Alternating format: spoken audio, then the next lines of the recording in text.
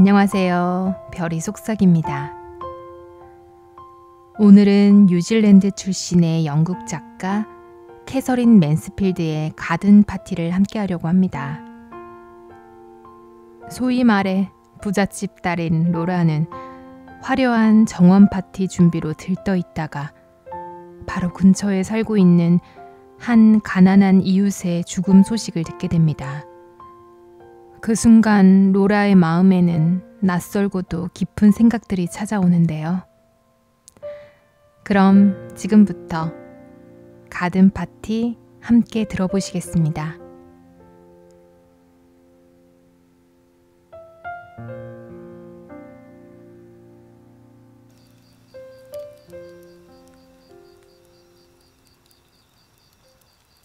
그리고 무엇보다 날씨는 완벽했다. 마치 일부러 주문이라도 한 듯 가든 파티에는 더할 나위 없는 이상적인 날이었다. 바람 한 점 없고 따뜻하며 하늘엔 구름 한 점도 없었다. 다만 초여름에 가끔 그렇듯 푸른 하늘은 옅은 황금빛 안개에 쌓여 있었다. 정원사는 새벽부터 일어나 잔디를 깎고 쓸어내려 데이지가 있었던 어둡고 평평한 화단마저 반짝반짝 빛나는 듯했다. 장미는 또 어떤가. 가든 파티에서 사람들을 감동시키는 꽃은 장미뿐이라는 걸 장미 자신들도 아는 듯했다. 누구나 확실히 알아보는 꽃 말이다. 하룻밤 사이에 수백 송이가, 정말 말 그대로 수백 송이가 피어났고 초록 덤불들은 마치 천사들의 방문을 받은 듯 고개를 숙이고 있었다. 아침 식사가 끝나기도 전에 천막을 세우러 인부들이 도착했다. 천막은 어디에 설치할까요, 엄마? 얘야, 나한테 물어보아야 소용없단다. 올해는 모든 걸 너희들한테 맡기기로 했어. 내가 엄마라는 건 잊어버리고 귀한 손님이라고 생각하고 대접해 주렴. 하지만 매그는 천막을 설치하는 걸 감독하러 갈 수 없었다. 아침 식사 전에 머리를 감았고 녹색 수건을 두른 채 커피를 마시고 있었기 때문이다. 축축한 곱슬머리 한 가닥이 양볼에 붙어 있었다. 조스는 언제나처럼 실크 패티코트와 기모노풍 재킷을 걸치고 나비처럼 내려왔으므로 그녀도 적격이 아니었다. 네가 가야겠다, 로라. 넌 예술적인 감각이 있으니까. 로라는 버터 바른 빵 한 조각을 손에 들고서 밖으로 달려나갔다. 야외에서 먹을 핑계가 있다는 건 참 기분 좋은 일이었다. 게다가 로라는 모든 걸 스스로 준비하는 걸 좋아했다. 누구보다 더 잘할 수 있을 거라는 자신감이 늘 있었으니까. 4명의 인부들이 셔츠 차림으로 정원 통로에 서 있었다. 그들은 천막천이 말린 장대를 메고 커다란 공구 가방을 어깨에 걸치고 있었다. 꽤 인상적인 모습이었다. 로라는 그제야 손에 들고 있던 빵 조각이 민망해졌다. 버릴 수도 없고 내려놓을 데도 없었다. 얼굴이 붉어지며 그녀는 엄격한 표정으로, 심지어는 조금 근시인 듯 눈을 찡그리며 다가갔다. 안녕하세요. 그녀는 어머니의 목소리를 흉내내며 인사했다. 하지만 너무 부자연스럽게 들려서 곧 부끄러워졌다. 그리하여 마치 어린 소녀처럼 더듬으며 말했다. 아, 저 혹시 천막 설치하러 오신 건가요? 맞아요, 아가씨. 그중 가장 키가 크고 주근깨 투성이인 사내가 공구 가방을 고쳐매며 밀짚 모자를 뒤로 젖히고 미소 지었다. 그 일 때문에 왔죠. 그의 웃음은 너무나 편안하고 친절해서 로라는 마음이 놓였다. 그의 눈은 작지만 짙은 남색으로 참으로 따뜻했다. 다른 인부들을 보니 그들 또한 미소 짓고 있었다. 힘내요. 우린 물지 않아요. 그들의 미소가 그렇게 말하는 듯 했다. 얼마나 친절한 인부들인가. 게다가 얼마나 아름다운 아침인가. 그러나 그녀는 굳이 아침이 어쩌고 저쩌고 하면서 이야기하지 않았다. 어디까지나 사무적이어야 한다. 천막 말이다. 저기 백합꽃이 있는 잔디밭은 어떨까요? 그곳이면 괜찮지 않을까요? 로라는 빵을 들지 않은 손으로 백합꽃을 가리켰다. 인부들이 고개를 돌려 그 방향을 바라보았다. 키가 작고 통통한 사내는 아랫입술을 내밀었고 키 큰 사내는 이마를 찌푸렸다. 그건 별로요. 눈에 잘 안 띕니다. 아시다시피 천막 같은 건요. 그는 로라를 향해 태연하게 말했다. 탁 하고 눈에 확 들어오는데 두셔야 해요. 무슨 말인지 아시겠죠? 순간 로라는 그녀가 자라며 배운 교육으로 볼 때 그가 탁 하고 눈에 확 들어와야 한다는 식으로 말하는 게 점잖은 표현인지 어떤지 잠시 분간할 수 없었다. 하지만 무슨 뜻인지는 잘 알 수 있었다. 그럼 테니스 코트 구석은 어때요? 한쪽 구석에서 밴드가 연주할 예정이거든요. 아, 밴드를 부르셨군요. 다른 인부가 말했다. 그는 창백한 남자였다. 검은 눈으로 테니스 코트를 훑어보는 그의 표정은 초췌했다. 그는 무슨 생각을 하고 있는 걸까? 아주 작은 밴드예요. 로라는 부드럽게 말했다. 밴드가 아주 작다면 상관없을 거라 생각했기 때문이다. 하지만 키 큰 인부가 끼어들었다. 아가씨, 저기 보세요. 저기 나무들 옆이 딱이에요. 저기가 좋을 거예요. 카라카 나무들 옆이라고? 그렇다면 그 아름다운 카라카 나무들이 가려져 버릴 것이다. 넓고 반짝이는 잎사귀와 노란 열매를 맺은 그 나무들은 너무나 아름다웠다. 마치 무인도에나 자랄 법한 위풍당당한 나무들. 고요한 장엄함으로 햇빛을 향해 잎과 열매를 들어올리고 있는데 천막에 가려져야 한단 말인가? 그럴 수밖에 없었다. 이미 인부들은 장대를 짊어지고 그곳으로 가고 있었다. 키 큰 사내만 남아 있었다. 그는 몸을 굽혀 라벤더 가지를 비틀어 뜯더니 엄지와 검지를 자기 코에 갖다 대고 향기를 맡았다.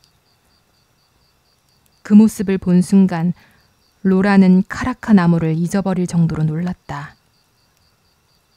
라벤더 꽃향기를 음미하는 남자라니. 그녀가 아는 남자들 중 몇이나 그럴 수 있을까? 정말이지 인부들은 얼마나 멋진가. 로라는 생각했다. 왜 그녀는 이런 남자들을 친구로 삼을 수 없을까? 주말 저녁마다 저녁 식사에 와서 춤만 추는 바보 같은 소년들 대신 말이다. 차라리 이런 남자들이라면 더 재미있게 어울릴 수 있을 텐데. 이 모든 게 다 잘못됐어. 그녀는 키 큰 남자가 봉투 뒷면에 뭔가를 그렸을 때, 다시 말해 밧줄로 묶을 부분이나 그냥 대롱거리게 내버려둘 부분 같은 것을 그렸을 때 결국 문제는 이런 터무니없는 계급적 차별 때문이라는 결론을 내렸다. 하지만 자신은 그런 걸 조금도 느끼지 않았다. 전혀 털끝만치도 느끼지 않았다.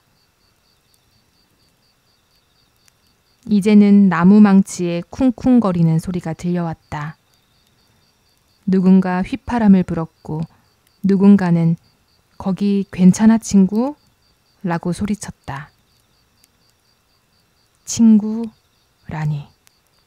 그 다정함. 그녀가 얼마나 행복한지 보여주기 위해 자신이 얼마나 마음이 편안한가를, 어리석은 관습을 얼마나 경멸하는지 보여주기 위해 그녀는 그 작은 도안을 응시하면서 빵을 크게 한 입 베어 물었다.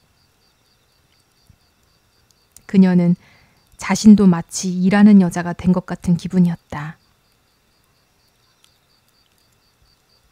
로라, 로라 어딨니? 전화야 로라. 집안에서 목소리가 들려왔다. 가요?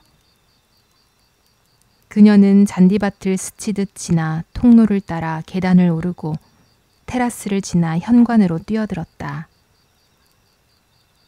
홀에는 아버지와 오빠 로리가 출근 준비를 하며 모자를 손질하고 있었다. 로라, 로리가 다급히 말했다. 오늘 오후가 되기 전에 내 코트 좀 봐줄래? 다리미질을 해야 할지도 모르거든. 알았어. 로라는 대답했다. 갑자기 그녀는 참을 수가 없었다. 그녀는 오빠에게 달려가 살며시 끌어안았다. 난 파티가 정말 좋아. 오빠도 그렇지? 로라는 숨을 몰아쉬며 말했다. 당연하지. 로리가 따뜻한 목소리로 대답했다. 그는 여동생을 끌어안아주고는 가볍게 등을 밀어주었다. 어서 전화 받아, 이 꼬마 숙녀야. 아, 전화. 여보세요? 아, 키티니? 안녕? 이따 점심 먹으러 올래? 와, 물론이지. 아주 간단한 식사일 거야. 샌드위치 가장자리랑 부서진 머랭 조각들.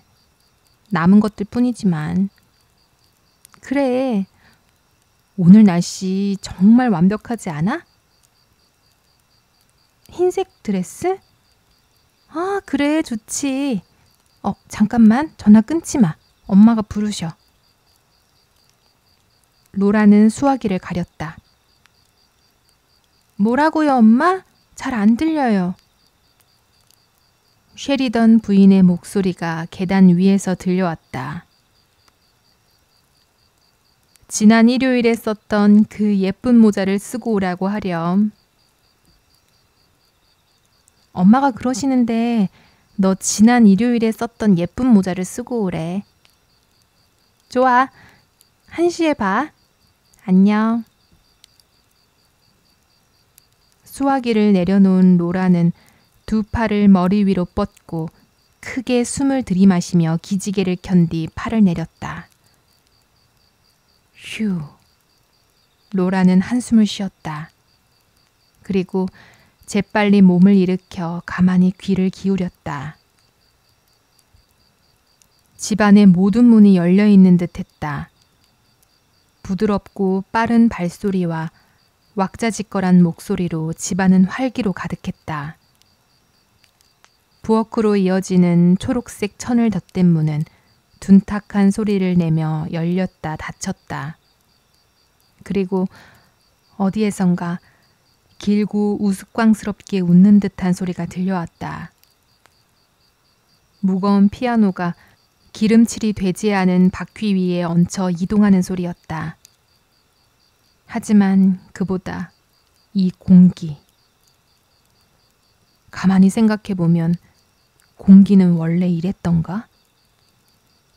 작고 희미한 바람이 창문 위에서 또 문 밖에서 술래잡기를 하는 듯했다. 잉크병과 은빛 액자 위에 햇빛이 만든 점 2개가 있었다. 그것들도 술래잡기를 했다. 특히 잉크병 뚜껑이의 작은 점. 그것은 정말 따뜻했다. 따뜻하고 작은 은의 별. 로라는 그 별에 입을 맞추고 싶었다. 현관 초인종이 울리고 계단에서 세이디의 무늬 치마가 바스락거리는 소리가 났다. 남자의 목소리가 낮게 들렸고 세이디가 무심하게 말했다. 저는 잘 모르겠어요. 잠깐만요. 셰리던 부인께 여쭤볼게요. 무슨 일이야, 세이디? 로라가 홀로 들어왔다. 꽃집에서 왔어요, 로라 아가씨. 정말 그랬다. 문 바로 안쪽, 넓고 얕은 쟁반 가득히 분홍색 백합 화분들이 가득 놓여 있었다. 다른 건 아무것도 없었다. 오직 백합뿐이었다. 칸나 백합. 큼지막한 분홍빛 꽃잎이 활짝 펴서 현란한 빛을 발하며 밝은 진홍색 줄기 위에서 거의 두렵게 느껴질 만큼 생생하게 살아있었다. 세이디. 로라가 외쳤다. 그 소리는 마치 작은 신음소리 같았다. 그녀는 불타는 듯한 백합 앞에 몸을 녹이려는 듯 몸을 웅크렸다. 그 백합들은 그녀의 손가락에서도 입술에서도 가슴 속에서도 자라나는 듯한 느낌이 들었다. 무슨 착오가 있었나 봐. 그녀가 힘없이 말했다. 이렇게 많이 주문한 사람은 없을 텐데. 세이디, 가서 엄마를 찾아봐. 하지만 바로 그때 셰리던 부인이 나타났다. 괜찮아. 그녀는 태연하게 말했다. 내가 주문한 거야. 예쁘지 않니? 그녀가 로라의 팔을 살짝 잡았다. 어제 가게 앞을 지나가다가 저 꽃이 진열된 걸 보았단다. 그런데 갑자기 내 생에 단 한 번만이라도 카나 백합을 충분히 가져보고 싶다라는 생각이 들더구나. 가든 파티가 좋은 구실이 되어줬지. 하지만 엄마는 간섭하지 않겠다고 하셨잖아요. 로라가 말했다. 세이디는 이미 가고 없었고 꽃집 점원은 여전히 바깥에 짐차 곁에 서 있었다. 로라는 엄마의 목을 감싸 안고 아주 살짝 귀를 깨물었다. 내 사랑스러운 딸, 너무 논리정연한 엄마를 네가 좋아하겠니? 그러지 마. 저기 꽃집 아저씨가 온다. 그는 또 다른 백합 가득한 쟁반을 들고 들어왔다. 현관 양쪽 양편에 내려두세요. 셰리던 부인이 말했다. 그게 좋겠지, 로라? 네, 엄마. 응접실에서는 언니 매그, 조스, 그리고 성실한 하인 한스가 마침내 피아노를 옮기는 데 성공했다. 이제 이 체스터필드 소파를 벽 쪽에 붙이고 의자들만 남기고 방 안의 가구를 모두 빼는 게 어떨까? 좋지. 한스, 이 테이블들을 흡연실로 옮기고 카펫에 묻은 이 자국들을 지울 걸레를 하나 가져오렴.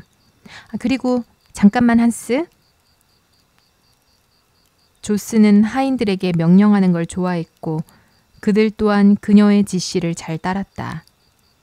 조스는 언제나 하인들로 하여금 어떤 연극에 참여하는 듯한 기분을 느끼게 만들었다.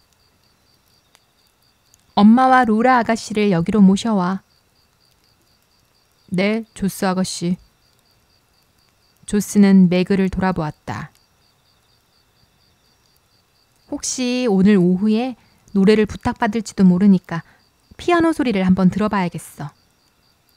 이 인생은 괴로워를 연습해보자.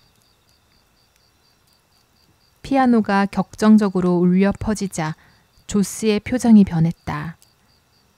그녀는 두 손을 모으고 엄마와 로라가 들어올 때 그들을 슬프고 수수께끼 같은 눈빛으로 바라보았다. 이 인생은 괴로워. 눈물 한숨뿐. 사랑은 변해가고. 이 인생은 괴로워. 눈물 한숨뿐. 사랑은 변해가네. 그리고 안녕.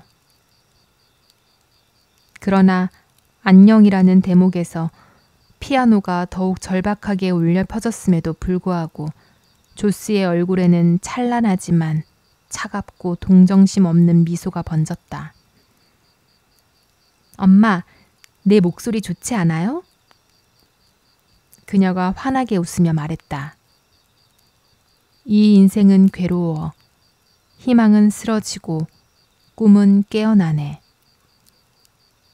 그러나 이번에는 세이디가 끼어들었다. 무슨 일이니, 세이디? 요리사가 샌드위치에 꽂을 작은 깃발들이 있냐고 물어보는데요. 샌드위치에 꽂는 깃발이라니? 셰리던 부인이 멍하니 되물었다. 아이들은 엄마 얼굴만 보고도 그녀가 준비하지 않았음을 알아차렸다. 어디 보자. 그리고는 단호하게 세이디를 향해 말했다. 10분 안에 가져다 주겠다고 요리사에게 그렇게 전하렴. 세이디가 나갔다. 자, 로라, 나랑 같이 흡연실로 가자. 봉투 뒷면 어딘가에 샌드위치의 종류를 적어놨을 텐데. 네가 다시 써줘야겠다. 매그, 넌 당장 위층으로 올라가 그 머리에 두른 젖은 수건 좀 벗으렴. 조스, 너도 빨리 가서 당장 옷 갈아입어.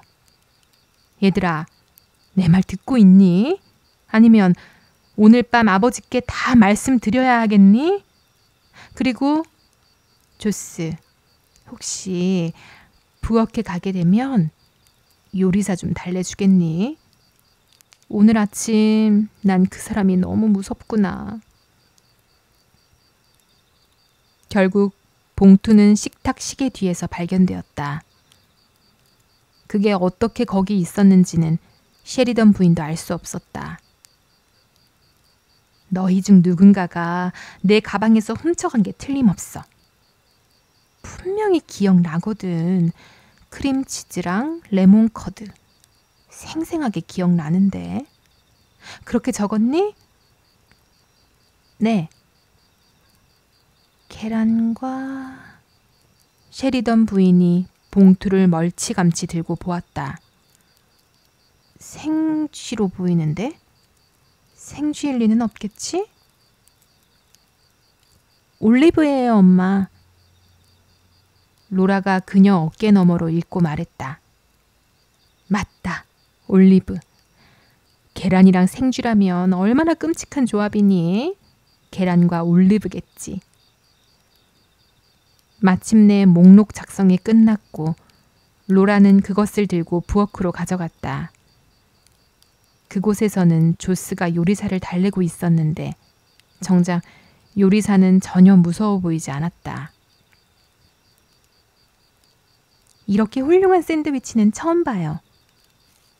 조스가 감탄하며 말했다. 종류가 몇 가지라고 하셨죠? 15? 15가지요, 조스 아가씨. 정말 축하드려요. 요리사는 샌드위치 칼로 빵 가장자리를 정리하며 활짝 웃었다. 거드버 상점에서 왔어요. 세이디가 식료품 저장실에서 나오며 말했다. 창밖으로 그 남자가 지나가는 걸 본 모양이었다. 그건 곧 크림 퍼프 빵이 도착했다는 뜻이었다. 거드버 상점은 크림 퍼프 빵으로 유명했다. 그것을 집에서 만들 수 있으리라고 생각하는 사람은 아무도 없었다. 들어와서 테이블 위에 올려놓으렴. 요리사가 세이디에게 말했다. 세이디는 그것들을 들여다놓고 다시 문 쪽으로 갔다. 물론 로라와 조스는 그런 것에 호들갑 떨 나이는 아니었다. 그럼에도 그 퍼프들은 너무나 매혹적으로 보였다. 정말. 요리사는 그것들을 늘어놓으며 남은 슈가 파우더를 털어냈다. 파티 때마다 이 빵은 꼭 있지 않아? 로라가 말했다. 글쎄, 그런가 보네. 과거를 떠올리기 좋아하지 않는 현실적인 조스가 말했다. 정말 가볍고 깃털처럼 부드러워 보여. 하나씩 드세요, 아가씨들. 요리사가 인심 좋게 말했다. 어머님은 모르실 거예요. 아니, 아침 먹은 지 얼마 되지도 않아 크림퍼프 빵이라니. 상상만 해도 몸서리 쳐졌다. 하지만 2분 뒤 로라와 조스는 오직 휘핑크림만이 줄 수 있는 황홀한 표정으로 손가락에 묻은 크림을 열심히 핥고 있었다. 뒷문으로 나가서 정원으로 가자. 로라가 제안했다. 천막이 얼마나 쳐졌는지 보고 싶어. 인부들이 정말 멋진 사람들이야. 그러나 뒷문은 요리사, 세이디, 거드버 상점의 정원, 그리고 한스가 맡고 있었다. 무슨 일이 일어난 모양이었다. 요리사는 흥분한 암탉처럼 혀를 찼다. 세이디는 마치 치통을 앓는 사람처럼 손으로 뺨을 감싸쥐었다. 한스는 사태를 이해하려 애쓰며 얼굴을 찡그리고 있었다. 오직 거드버 점원만이 신이 나서 이야기를 막 들려주고 있었다. 무슨 일이에요? 무슨 일 났어요? 끔찍한 사고가 있었대요. 요리사가 말했다. 사람이 죽었대요. 사람이 죽었다고요? 어디서요? 어떻게요? 언제요? 하지만 거드버 점원은 자신이 가지고 온 이야기를 눈앞에서 소매치기 당하고 싶지 않은 모양이었다. 바로 이 아래에 있는 작은 오두막집들 아시죠, 아가씨? 아냐고? 모를 리가 없었다. 거기에 스콧이라는 젊은 마부가 살았는데 오늘 아침 그의 말이 호크가 모퉁이에서 증기기관차에 놀라서 날뛰는 통에 마차에서 튕겨나와 머리부터 땅바닥에 떨어졌어요. 즉사했어요. 죽었다고요? 로라는 거드버 점원을 똑바로 바라보았다. 사람들이 일으켰을 때 이미 죽어 있었어요. 제가 올라오는 동안 시신을 집으로 옮기고 있더군요. 거드버 점원이 더욱 신나서 말을 이었다. 그리고 요리사에게 말했다.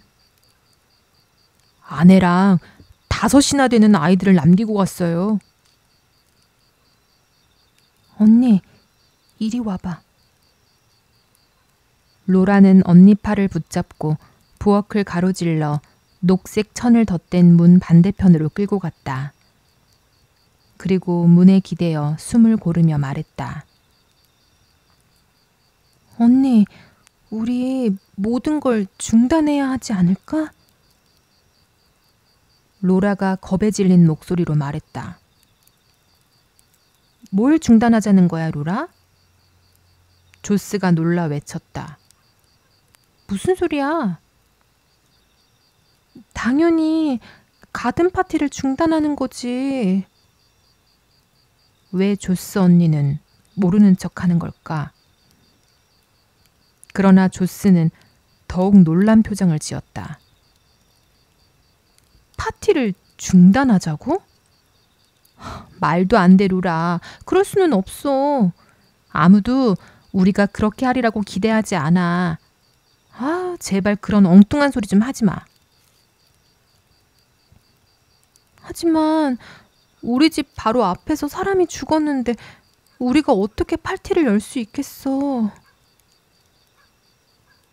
사실 로라가 조금 과장하긴 했다. 그 작은 오두막집들은 이 집으로 이어지는 가파른 언덕 맨 아래 골목에 따로 떨어져 있었다. 넓은 큰 길이 그들과 이 집을 격리시키듯 사이를 가로막고 있었다. 물론 퍽 가까운 건 사실이었다. 흉물스러웠고 애초에 이런 동네에 있어서는 안 되는 집들이었다. 초콜릿 같은 갈색으로 칠해진 작은 초라한 집들이었다. 마당에는 양배추 줄기, 병든 닭, 토마토 깡통밖에 없었다. 굴뚝에서 나오는 연기조차도 가난해 보였다. 너덜너덜 누더기 같은 작은 연기 조각들은 쉐리던 집 굴뚝에서 뭉게뭉게 피어나는 은빛 기둥과 같은 기품이 전혀 없었다. 그 골목에는 세탁부와 청소부, 구두 수선공, 그리고 집 앞에 작은 새장들을 잔뜩 늘어놓은 남자가 살았다. 아이들은 떼를 지어 몰려다녔다. 쉐리던가의 아이들이 어렸을 때 그곳에 못된 말과 병을 옮길지도 모른다는 이유로 그곳에 발을 들여놓는 것이 금지되었다. 하지만 이제 다 자란 로라와 로리는 호기심 삼아 가끔 지나가 보곤 했다. 더럽고 불쾌해서 늘 몸서리를 치며 빠져나왔지만 그래도 어디든 가보고 모든 것을 보아야 하는 법. 그래서 그들은 그곳을 통과했던 것이다. 그 불쌍한 여자가 밴드가 연주하는 소리를 듣게 될 거 생각해봐. 로라가 말했다. 아, 로라. 조스는 이제 정말 짜증이 나기 시작했다. 누군가 사고가 날 때마다 밴드 연주를 멈춘다면 넌 평생 지겨운 인생을 살아야 할 거야. 나도 너만큼 안타깝게 생각해. 나도 이 사건에 대해 동정하는 마음이 있어. 그녀의 눈이 긴장했다. 어릴 적 서로 싸울 때 그랬던 것처럼 동생을 쏘아보았다. 술 취한 일꾼 하나 감상적으로 군다고 다시 살아날 것 같아? 술 취했다고? 그 사람이 취해 있었다고 누가 그래? 로라는 격분하며 되물었다. 그리고 어릴 적 늘 그러던 것처럼 엄마한테 가서 말씀드릴 거야 하고 외쳤다. 그러렴, 귀여운 아가씨. 조스가 비아냥거렸다. 엄마, 들어가도 돼요? 로라는 커다란 요리문 손잡이를 잡았다. 그럼 얘야. 왜 그래? 왜 그렇게 얼굴이 빨개졌어? 쉐리던 부인은 화장대에서 몸을 돌렸다. 새 모자를 써보던 참이었다. 엄마, 사람이 죽었어요. 로라가 말을 시작했다. 정원에서? 엄마가 끼어들었다. 아니요, 아니요. 정말 깜짝 놀랐잖니.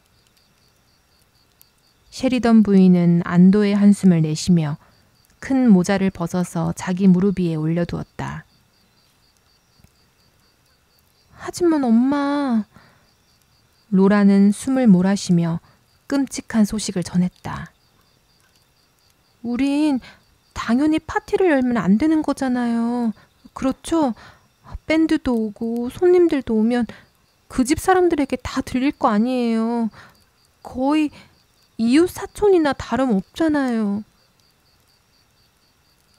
놀랍게도 엄마의 반응은 조스와 똑같았다. 심지어 웃음을 참는 듯해 더 참기 어려웠다. 엄마는 로라의 말을 전혀 심각하게 받아들이지 않았다. 얘야, 상식적으로 생각해봐. 우리가 그 소식을 들은 건 우연이야.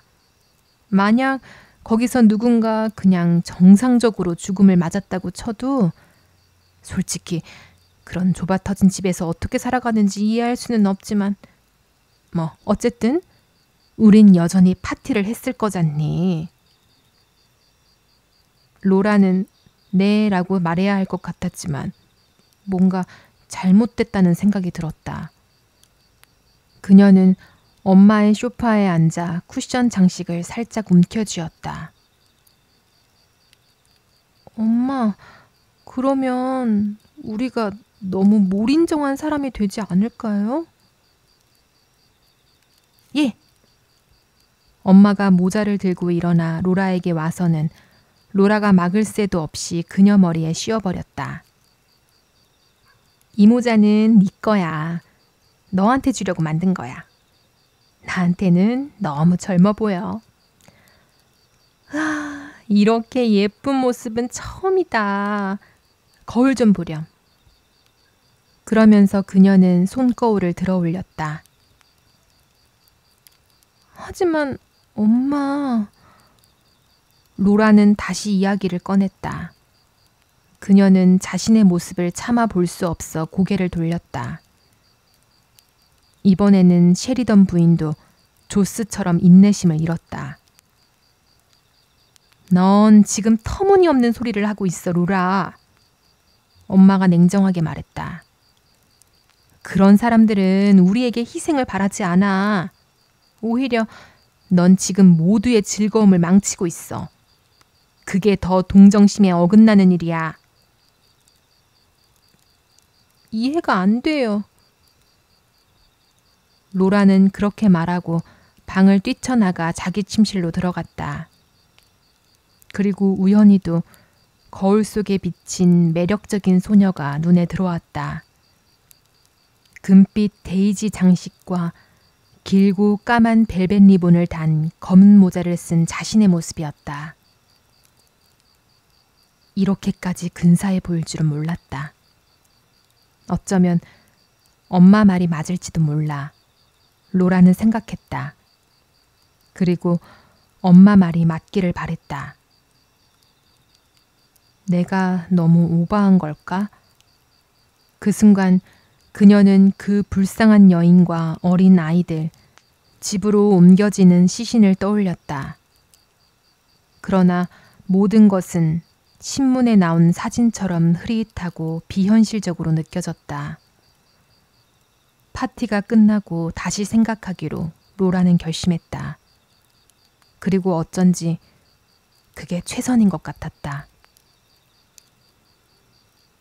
점심 식사는 1시 반쯤 끝났다. 2시 반에는 모두 준비를 마쳤다. 초록색 제복을 입은 밴드가 도착해 테니스 코트 한쪽 구석에 자리 잡았다. 세상에, 키티 메이틀랜드가 외쳤다. 저 사람들 꼭 개구리들 같지 않아? 연못 주변에 앉혀놓고 지휘자를 커다란 연잎 위에 세워둬야 하는 건데. 그때 로리가 돌아와 옷을 갈아입으러 가면서 누이들에게 인사했다. 그를 보자 로라는 사고가 다시 떠올랐다. 오빠에게 말하고 싶었다. 오빠도 다른 사람들처럼 생각한다면 그게 옳은 일일 것 같았다. 그래서 그의 뒤를 따라 홀로 들어갔다. 오빠! 반쯤 계단을 오르다 돌아서서 로라를 본 로리는 눈을 크게 뜨고 양볼을 부풀리며 로라를 응시했다. 우와, 로라, 정말 멋지다. 모자 정말 멋있어. 로라는 힘없는 목소리로 그래? 하고 로리를 올려다보며 미소 지었고 결국 그에게 아무 말도 하지 않았다. 잠시 후 손님들이 물밀듯이 몰려들기 시작했다. 밴드가 연주를 시작했고 고용된 웨이터들은 집과 천막을 오가며 뛰어다녔다.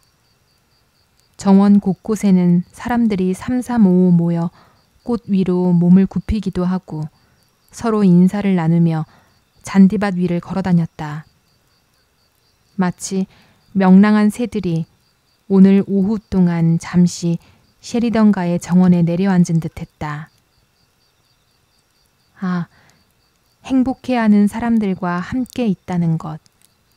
손을 맞잡고 볼을 맞대고 눈과 눈으로 웃음을 나눈다는 것은 이 얼마나 행복한 일인가. 사랑스런 로라, 오늘 정말 예쁘구나. 모자가 정말 잘 어울리는데? 로라, 오늘은 꼭 스페인 여행 같아. 이렇게 멋진 모습은 처음 봐.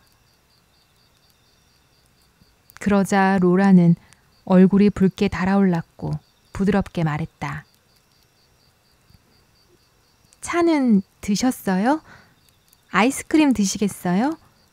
패션 후르츠 아이스크림은 정말 특별해요. 그녀는 아버지에게 달려가 아빠, 밴드에게도 마실 것 좀 갖다 줄까요? 하고 물었다.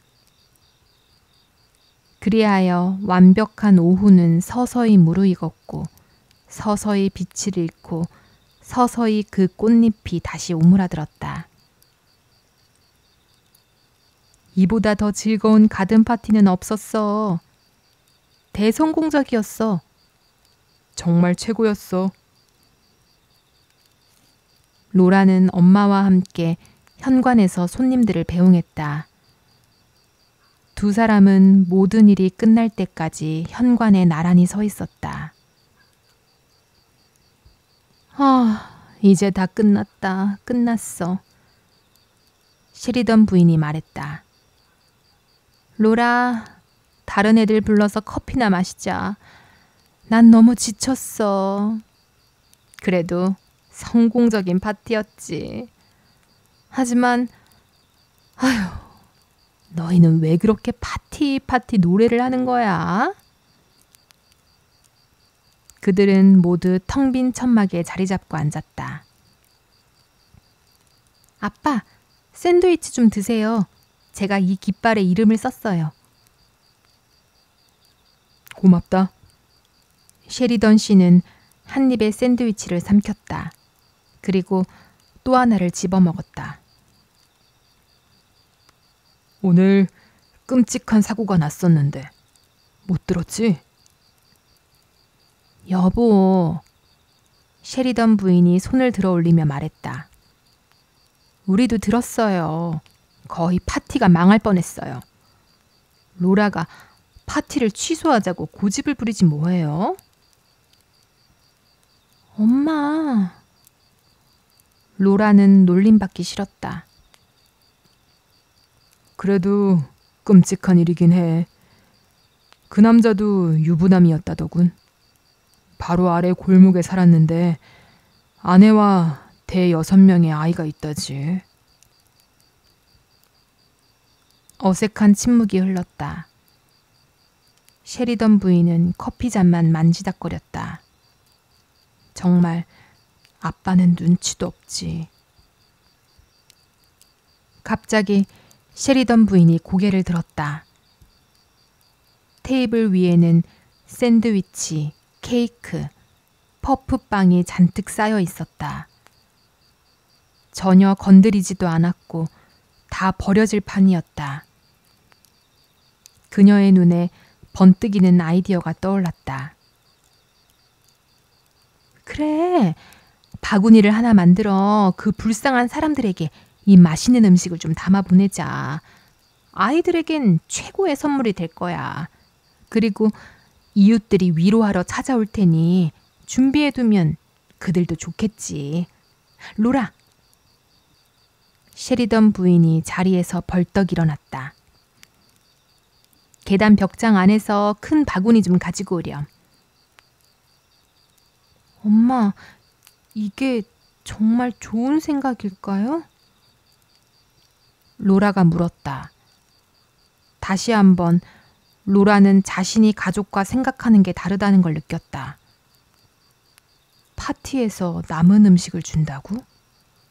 그 가엾은 여인이 과연 좋아할까? 당연하지. 넌 오늘 왜 이러니?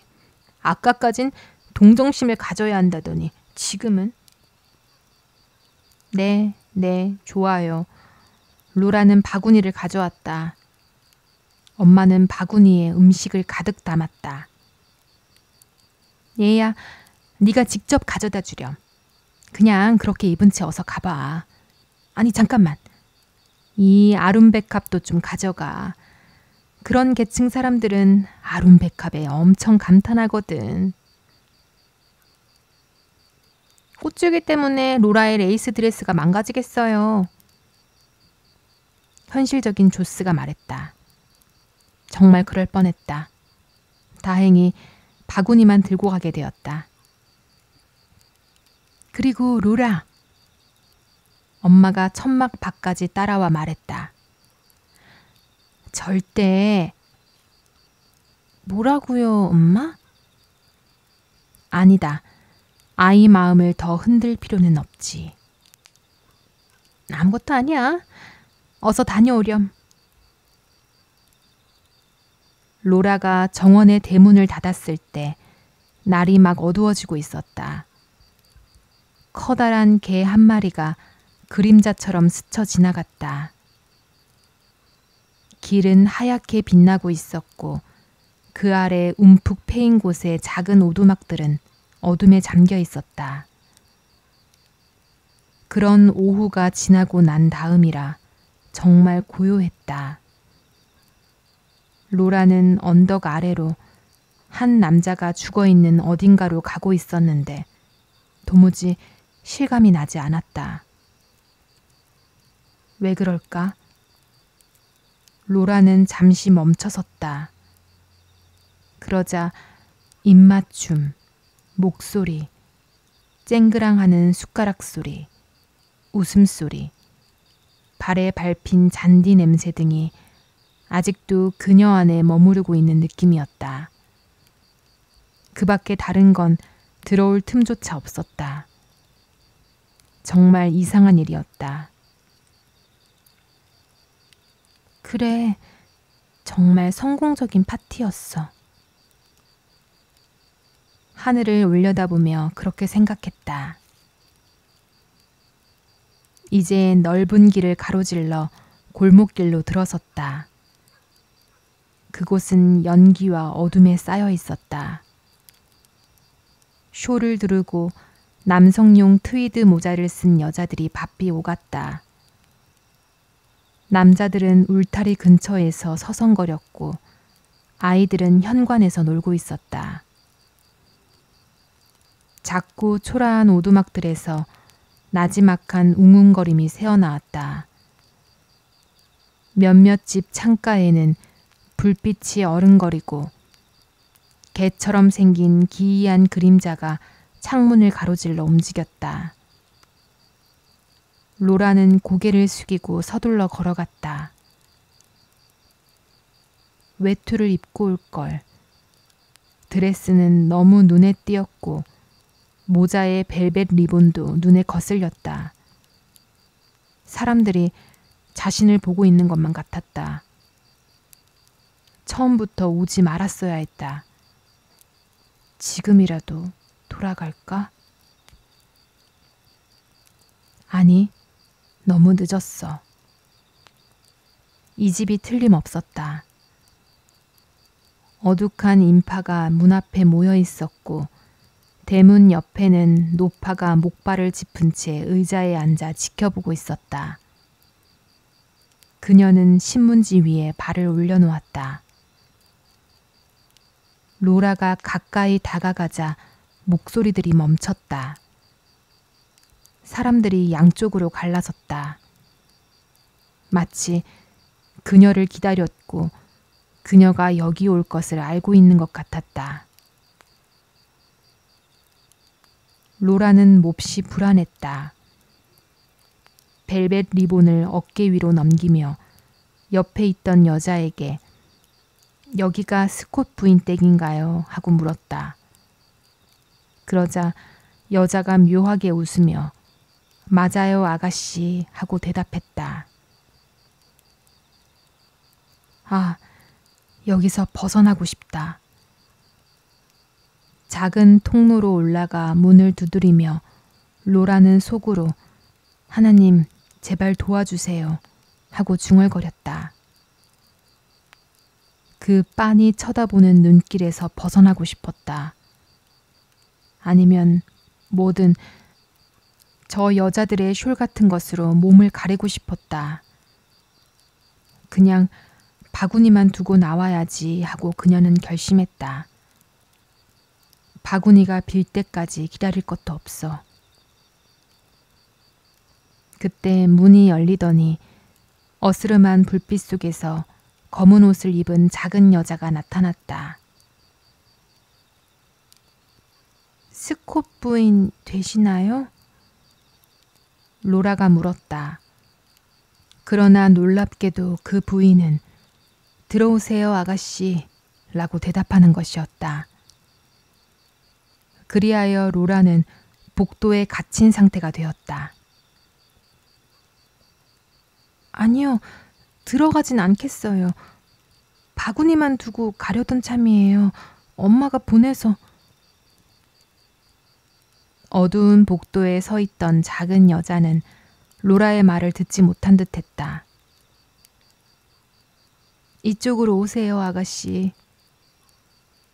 부인은 매끈한 음성으로 말했고 로라는 그녀를 따라갔다. 그녀는 그을음이 나는 등불이 켜진 허름하고 천장이 낮은 부엌으로 들어섰다. 불 앞에는 한 여인이 앉아 있었다.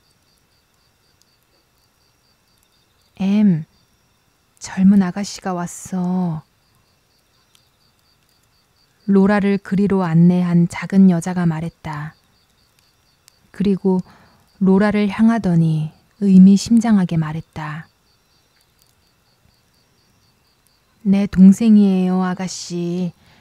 이 사람의 무례를 용서해 주시겠어요?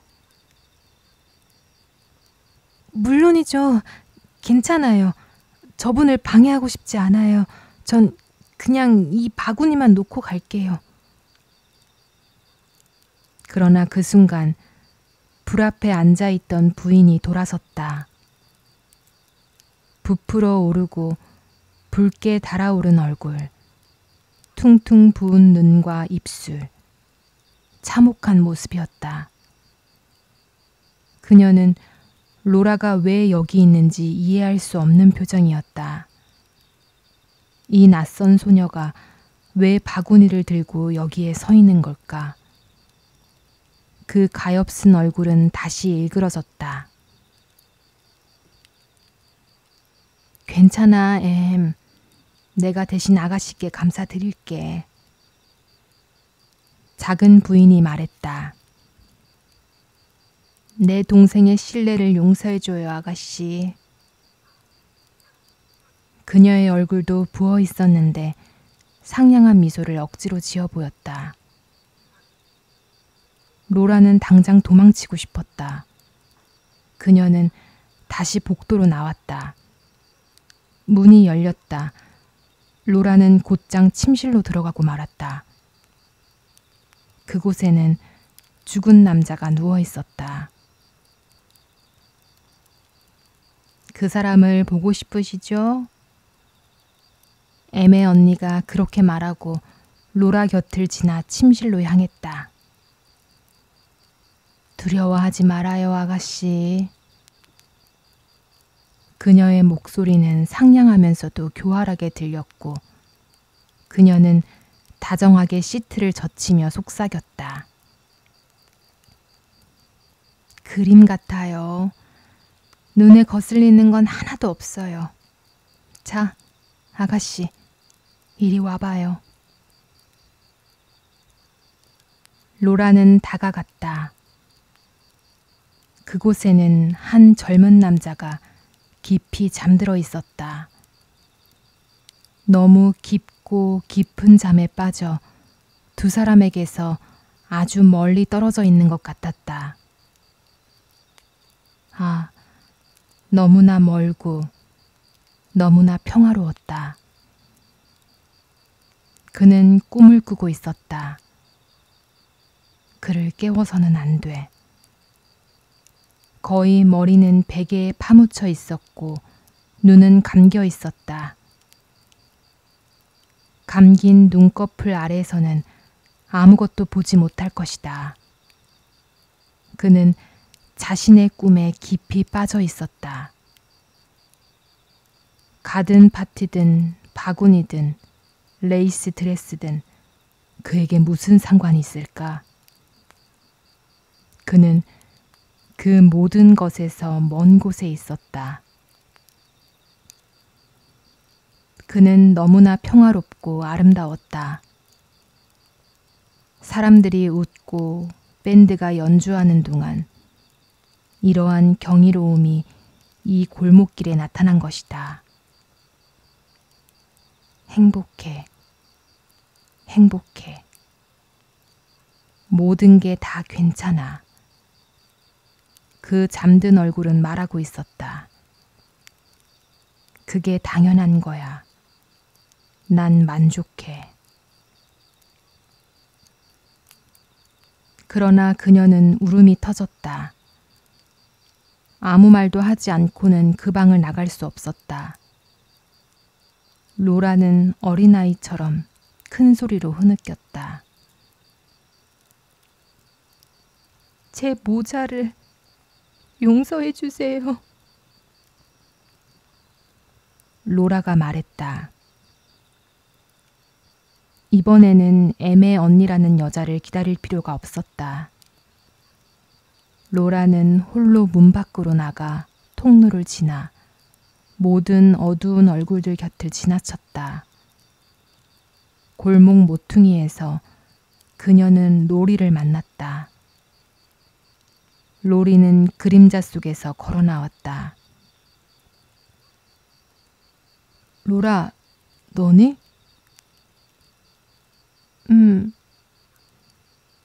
엄마가 걱정하시더라. 괜찮았어? 괜찮았어. 오빠. 로라는 로리의 팔을 붙잡고 자신의 몸을 오빠에게 기댔다. 너 우는 거 아니지? 그녀의 오빠가 물었다. 로라는 고개를 저었다. 그녀는 울고 있었다. 로리가 로라의 어깨를 감싸 안으며 말했다. 울지 마. 무서웠어? 그는 따뜻하고 다정한 목소리로 말했다. 아니? 로라는 흐느꼈다. 그냥 놀라웠어. 하지만 오빠. 그녀는 말을 멈추고 오빠를 바라보았다. 인생이라는 게... 그녀는 더듬거리며 말했다. 인생이란 게... 그러나 그녀는 인생이 무엇인지 설명할 수 없었다. 그래도 상관없었다. 로리는 충분히 이해했다. 그렇지, 내 동생. 로리가 말했다.